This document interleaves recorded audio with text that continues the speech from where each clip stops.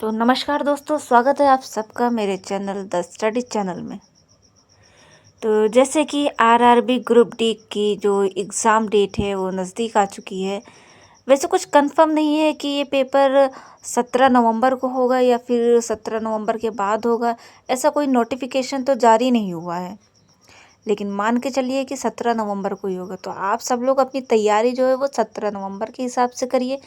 तो तैयारी पे बहुत ही ज़्यादा ध्यान दीजिए। तो आज की इस वीडियो में हम बात करने वाले हैं रेलवे ग्रुप डी, तो उससे रिलेटेड क्वेश्चन और आंसर। तो आरआरबी ग्रुप डी के जितने भी क्वेश्चन आंसर है तो उसी से रिलेटेड आज की इस वीडियो में आपको क्वेश्चन और आंसर देखने को मिलेंगे। तो आप सब लोग ध्यान से देखिए। हो सकता है मेरी इस वीडियो से भी आपको बहुत ज़्यादा नहीं, थोड़ा बहुत ही फ़ायदा हो जाए। तो प्लीज़ देखिए अच्छे से और सपोर्ट भी कीजिए। तो चलिए शुरुआत करते हैं। तो क्वेश्चन आंसर के साथ शुरुआत करते हैं। तो हमारा पहला प्रश्न है, यदि 6, 18, 39 और x समानुपात में है तो x का मान ज्ञात कीजिए। ऑप्शन 1 है 139, ऑप्शन बी है 115, ऑप्शन सी है 117, ऑप्शन डी है 112। यदि 6, 18 और 39 का और x समानुपात में है तो x का मान क्या होगा? तो इसका आंसर देखते हैं। इसका आंसर क्या होने वाला है? तो इसका आंसर है ऑप्शन बी 115। ऑप्शन बी इसका सही आंसर है, x का मान 115। तो अगला प्रश्न है, वो प्रक्रिया जिसके द्वारा जल रिसकर भूमि में प्रवेश करता है कहलाती है। वो प्रक्रिया जिसके द्वारा जल रिसकर भूमि में प्रवेश करता है कहलाती है, क्या कहलाती है? ऑप्शन देखिए। ऑप्शन 1 है वाष्पोत्सर्जन, ऑप्शन बी है अंतःस्पंदन, ऑप्शन सी है परासरण, ऑप्शन डी है भस्मीकरण। तो कौन सा ऑप्शन सही है? तो सही आंसर क्या है? Option B अंतःस्पंदन। अंतःस्पंदन इसका सही आंसर है, ऑप्शन बी। अगला प्रश्न, उष्णकटिबंधीय सदाबहार वन भारत के इनमें से किस राज्य में पाए जाते हैं? उष्णकटिबंधीय सदाबहार वन भारत के इनमें से किस राज्य में पाए जाते हैं? चलिए अब ऑप्शन देख लेते हैं। तो इसके ऑप्शन है, option A Kerala, option B Rajasthan, option C Gujarat या ऑप्शन डी उत्तर प्रदेश। इनमें से कौन सा आंसर है? कौन सा ऑप्शन सही है? Option A Kerala. केरल में उष्णकटिबंधीय सदाबहार वन पाए जाते हैं। तो तीसरे नंबर क्वेश्चन का सही आंसर ऑप्शन ए। इसी के साथ आगे बढ़ते हैं, अगला प्रश्न देखते हैं। अगला प्रश्न है, टेलीफोन का आविष्कार किसने किया था? टेलीफोन का आविष्कार किसने किया था? ऑप्शन देख लेते हैं। तो इसके ऑप्शन है, option 1 Graham Bell, option B Edison, option C Marconi या ऑप्शन डी न्यूटन। टेलीफोन का आविष्कार किसने किया था?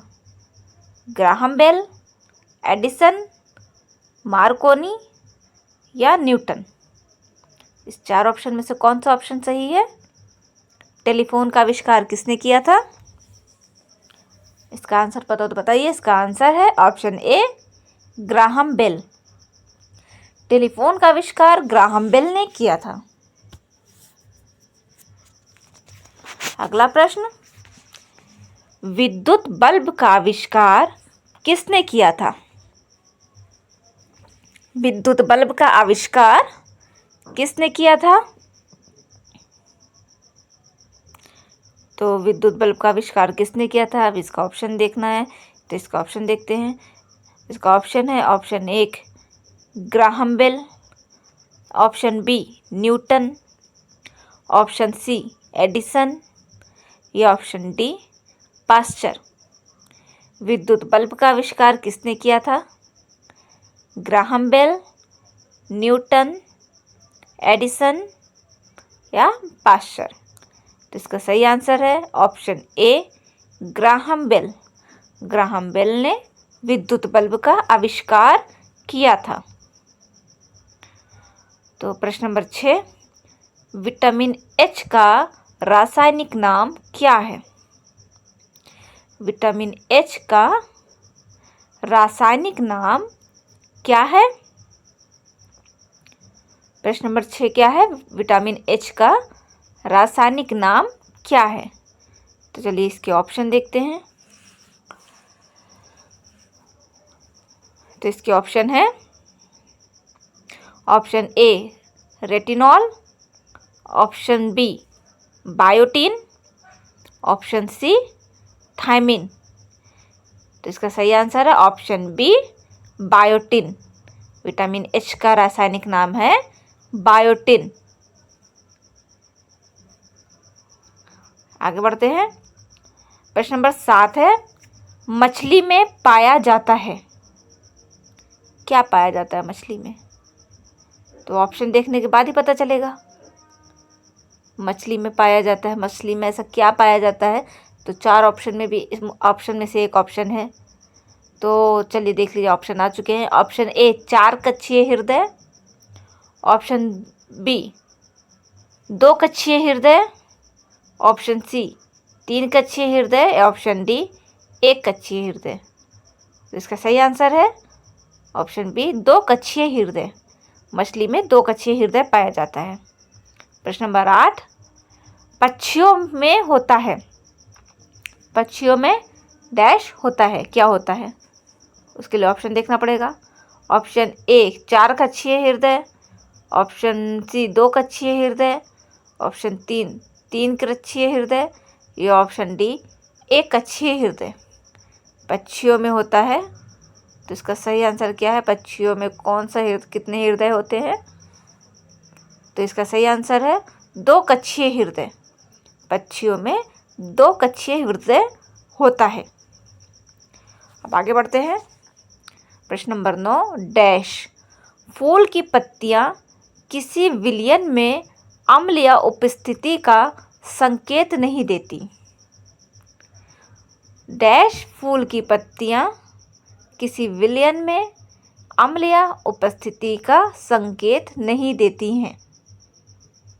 तो ऑप्शन देखते हैं, इसके ऑप्शन क्या है? इसके ऑप्शन है option A petunia, option B geranium, option B hydrangea या ऑप्शन डी चमेली। तो ये डैश में क्या रहेगा? तो इसका सही आंसर क्या है? तो इसका सही आंसर है ऑप्शन डी चमेली। चमेली फूल की पत्तियां किसी विलयन में अम्लीय उपस्थिति का संकेत नहीं देती हैं। तो इतना समझ में आ गया होगा। तो आगे बढ़ते हैं। अगला प्रश्न, प्रश्न नंबर 10, प्रकाश संश्लेषण के लिए डैश आवश्यक नहीं है।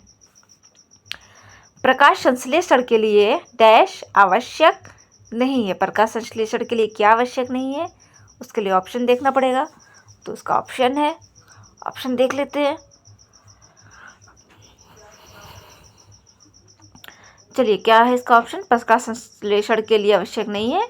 Option A O2, option B सूर्य का प्रकाश, ऑप्शन सी क्लोरोफिल या ऑप्शन डी CO2। इसका सही आंसर है ऑप्शन ए O2। प्रकाश संश्लेषण के लिए O2 आवश्यक नहीं है। तो 10 तक हो गया, 10 प्रश्न नंबर 10। अब हम देखते हैं प्रश्न नंबर 11, सूखी त्वचा शल्कों वाले और केवल फेफड़ों से सांस लेने वाले जानवर किस वर्ग से संबंधित होते हैं? सूखी त्वचा, शल्कों वाले और केवल फेफड़ों से सांस लेने वाले जानवर किस वर्ग से संबंधित होते हैं? Option A arthropods, option B सरीसृप, option C mollusc, option D स्तनधारी। आंसर देख ही चुके हैं आप, तो इसका सही आंसर क्या है? सरीसृप। इसका सही आंसर है सरीसृप।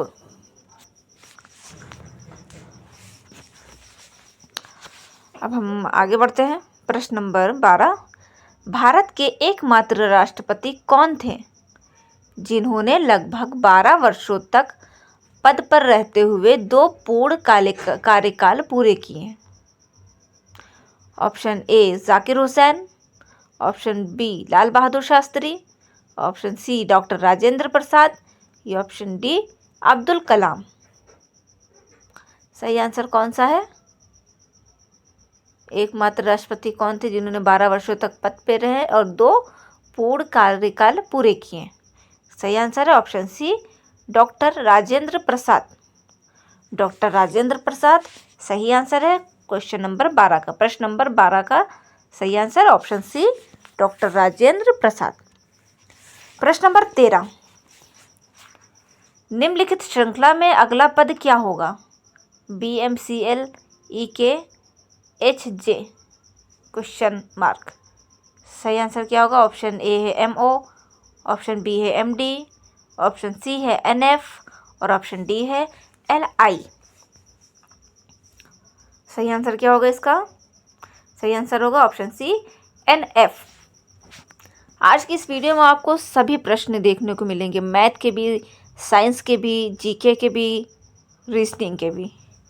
चलिए प्रश्न नंबर 14। ज़ापैड ZAPAD 2025 सैन्य अभ्यास की मेज़बानी कौन सा देश कर रहा है? ऑप्शन ए चीन, option B Bharat, option C संयुक्त राज्य अमेरिका, या ऑप्शन डी रूसी संघ। आंसर आ चुका है, इसका सही आंसर क्या है? ऑप्शन डी रूसी संघ। रूसी संघ इसका सही आंसर है। प्रश्न नंबर 15। भारतीय रिजर्व बैंक RBI का निम्नलिखित में से कौन सा कार्य नहीं है? ऑप्शन ए नगद आरक्षित निधि का संरक्षक होना, ऑप्शन बी बैंक नोट जारी करना, ऑप्शन सी सरकार का बैंकर होना, ऑप्शन डी भारत का राजकोषीय नीति बनाना। सही आंसर आ चुका है आपके सामने, ऑप्शन डी इसका सही आंसर है। चलिए प्रश्न नंबर 16। एक दुकानदार एक वस्तु को 360 रुपये में खरीदता है। वो 10% की छूट देने के बाद उस पर 25% का लाभ प्राप्त करना चाहता है, तो अंकित मूल्य क्या है? ऑप्शन ए 486 रुपये, ऑप्शन बी 450 रुपये, ऑप्शन सी 500 रुपये, ऑप्शन डी 460 रुपये। आंसर देख ही चुके हो, सही आंसर क्या है? ऑप्शन सी 500 रुपये। तो इसका सही आंसर क्या है? ऑप्शन सी 500 रुपये इसका सही आंसर है क्वेश्चन नंबर 17 का। आगे बढ़ते हैं क्वेश्चन नंबर 18 की ओर। Question number 17। 2025 US ओपन पुरुष एकल का खिताब किस टेनिस खिलाड़ी ने जीता? 2025 US ओपन पुरुष एकल का खिताब किस टेनिस खिलाड़ी ने जीता? ऑप्शन ए नोवाक जोकोविच, option B Rafael Nadal, option C Carlos Alcaraz, option D Jannik Sinner. तो इसका सही आंसर क्या है? तो इसका सही आंसर है option C Carlos Alcaraz. Carlos Alcaraz question number 17 का सही आंसर है। तो क्वेश्चन नंबर 18। यदि क्रय मूल्य विक्रय मूल्य का 2 गुना है तो हानि या लाभ का प्रतिशत क्या होगा? ऑप्शन ए है 50% हानि, ऑप्शन बी है 50% लाभ, ऑप्शन सी है 100% लाभ, या ऑप्शन डी है 100% हानि। तो इसका सही आंसर क्या है? ऑप्शन डी 100% हानि। ऑप्शन बी 100% हानि इसका सही आंसर है। ठीक है, तो अगला प्रश्न देखते हैं। हमारा अगला प्रश्न क्या है? अगला प्रश्न है, लाई हरोबा उत्सव किस भारतीय राज्य का एक पारंपरिक त्योहार है? Lai Haraoba is a traditional festival of which Indian state? Option A Manipur, option 2 Arunachal Pradesh, option C Sikkim, option D Tripura. सही आंसर क्या है इसका? लाई हरोबा उत्सव मणिपुर का एक पारंपरिक त्योहार है, तो इसका सही आंसर है ऑप्शन ए मणिपुर। तो अब इसी के साथ हम आगे बढ़ते हैं प्रश्न नंबर 20 की ओर। प्रायद्वीपीय भारत की सबसे लंबी नदी कौन सी है? प्रायद्वीपीय भारत की सबसे लंबी नदी कौन सी है? ऑप्शन ए है नर्मदा, ऑप्शन बी है Krishna, option C Godavari, option D Mahanadi. सही answer option C Godavari. Godavari सही आंसर है प्रश्न नंबर 20 का।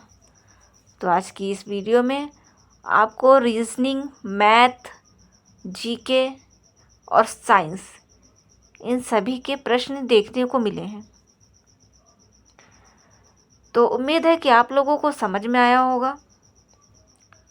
अगर नहीं समझ में आया होगा तो आप वो बेहतर से बेहतर वीडियो देखिए, क्योंकि हमारा मकसद है कि आप अच्छे से पढ़ाई करें, ना कि ये कि आप हमारी वीडियो देखें।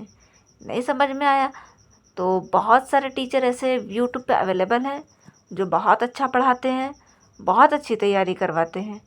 तो आप उनकी वीडियो देखिए। एक बार नहीं समझ में आता है 2 बार देखिए, 4 बार देखिए। ठीक है, एक टीचर की नहीं समझ में आ रही तो दूसरे टीचर की देखिए और देखिए, समझिए अच्छे से।